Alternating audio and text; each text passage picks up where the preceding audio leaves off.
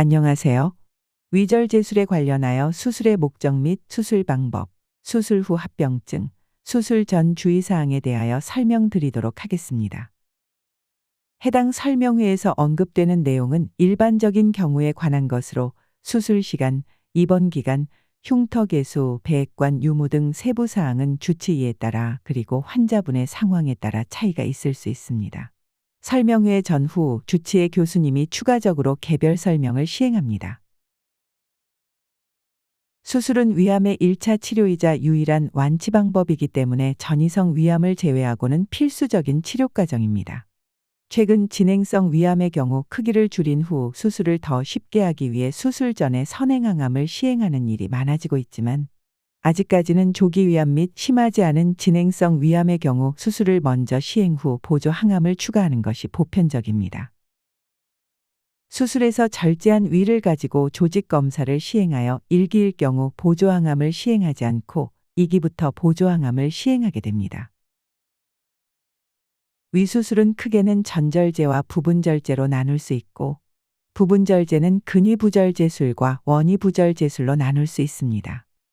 이렇게 위 절제를 할 때 개복, 복강경, 로봇을 통해 시행할 수 있고 개복 수술의 경우 배를 크게 열어 직접 손을 넣고 수술하는 방법인 반면 복강경과 로봇은 복강경 기구 또는 로봇 팔을 넣을 수 있을 정도의 작은 구멍만 여러 개 내고 수술하는 방법입니다. 복강경 또는 로봇 수술의 경우 위를 꺼내기 위한 구멍 한 개만 4에서 5cm 정도로 크게 절개합니다. 원위부 위절제술부터 설명하도록 하겠습니다. 원위부 위절제술은 위아전절제술이라고도 불리며 위의 아래쪽 50에서 70%를 절제하는 술기입니다. 얼마나 자르는지는 병변의 위치, 크기, 진행 정도, 환자분의 연령 및 전신 상태, 문압 방법 등의 기초의 수술장에서 결정하게 됩니다. 이렇게 아래쪽을 잘라낸 후 살려둔 식도 쪽 위는 위 바로 아래 있는 12지장이나 그보다 더 아래쪽에 있는 소장과 연결해 주게 됩니다. 위의 아래쪽을 자르는 원위부 위절제술과 달리 근위부 위절제술은 위의 위쪽 50% 정도를 절제하게 됩니다. 예전에는 원칙적으로는 위암이 아래쪽에 있으면 원위부 위절제술, 위쪽에 있으면 전절제술을 시행했었으나 최근 들어 특정 조건들을 만족할 경우 위암이 위쪽에 있어도 전절제술 대신 근위부 위절제술을 시행하기도 합니다. 이렇게 위쪽 위를 잘라내고 남은 아래쪽 위는 길이가 충분하면 식도와 바로 연결하는 이중 플랩 기법을 시행하거나 아니면 식도와 소장을 연결한 뒤 소장의 옆구리에 위를 붙여주는 이중 통로문 압수를 통해 연결해 주게 됩니다. 위 전절제술의 경우 식도부터 12지장 사이에 있는 위를 아예 잘라 없애는 수술이며 남은 식도와 소장을 연결하여 다시 밥 먹는 길을 만들어주게 됩니다. 위암의 크기가 커서 부분절제를 시행하기 어렵거나 병변이 위쪽에 있을 때 시행하게 됩니다. 위암 수술에서는 위만 떼는 것이 아니라 혹시 있을지 모를 미세전이와 임파선 전이를 모두 깨끗하게 제거하기 위해 위를 먹여 살리는 혈관과 주변 림프절을 함께 절제하게 됩니다. 또한 위는 위 안쪽에서 바깥쪽으로 벽을 파고 들어가는 암종으로 위암이 많이 진행해서 안쪽에서 바깥쪽까지 뚫고 나오는 경우 위 주변 장기, 즉 대장, 비장, 간, 췌장 등을 침범할 수도 있게 됩니다.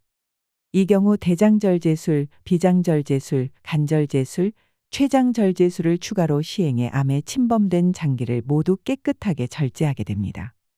수술 전 CT 등의 영상검사에서 이러한 침범 소견이 확인되었다면 환자분께 미리 설명을 드리게 되지만 영상검사에서 보이지 않았던 침범 소견이 수술장에서 추가로 확인되는 경우도 있어 이 경우 미리 고지가 되지 않았더라도 수술장 소견에 맞춰 동반절제를 시행하게 됩니다.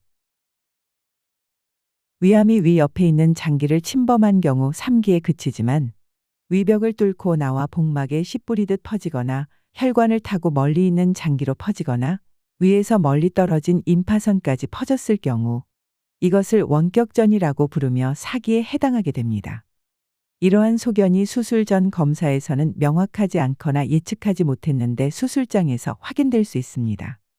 사기위암의 경우 수술로 얻을 수 있는 치료 효과가 없고 항암 치료를 우선적으로 하는 것이 원칙이기 때문에 수술을 계획하고 들어갔더라도 수술장에서 원격 전이 소견이 새로이 확인될 경우 수술을 시행하지 않고 종료하게 됩니다.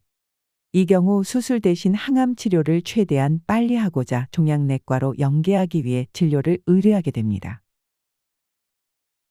수술 전 검사를 토대로 수술 계획을 세우고 들어가게 되는데 병변의 위치가 애매하거나 수술 중 소견이 수술 전 검사와 차이가 있을 경우 부분절제에서 전절제로 수술 방법을 변경하게 될 수 있습니다.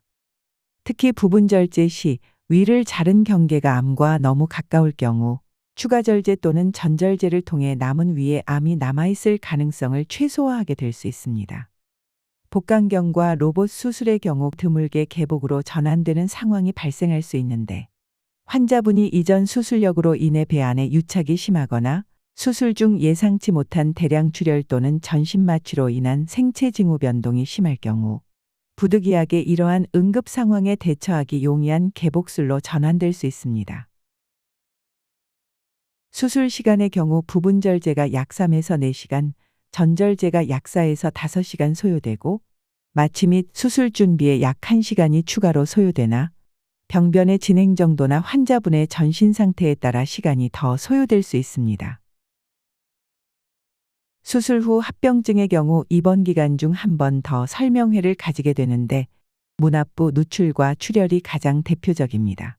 부분절제의 경우 남은 위와 소장을 이어준 부분, 전절제의 경우 식도와 소장을 이어준 부분을 문압부라고 부르는데 이 이어준 부분이 잘 아물지 않아 장내 내용물이 바깥으로 새는 경우를 문압부 누출이라고 하며 문헌상 10에서 20%에서 미세 누출이 1에서 2%에서 대량 누출이 발생할 수 있습니다. 수술 후 출혈의 경우 수혈과 지혈제로 대개 좋아지나 심할 경우 시술이나 재수술을 요할 수 있습니다. 이외 장마비, 장폐쇄, 피부상처 부위 감염, 전신마취로 인한 호흡기 합병증, 기존 가지고 있던 지병의 악화 등으로 인해 입원 기간이 길어질 수 있으며 중환자실 치료나 사망으로도 이어질 수 있습니다. 수술 전 위 안에 있는 병변을 위 바깥에서 알아볼 수 있도록 표시하기 위해 수술 전일 내시경을 추가 시행할 수 있으며 떼어낸 위로 조직 검사를 나가서 1에서 2주 뒤의 결과를 확인할 수 있습니다.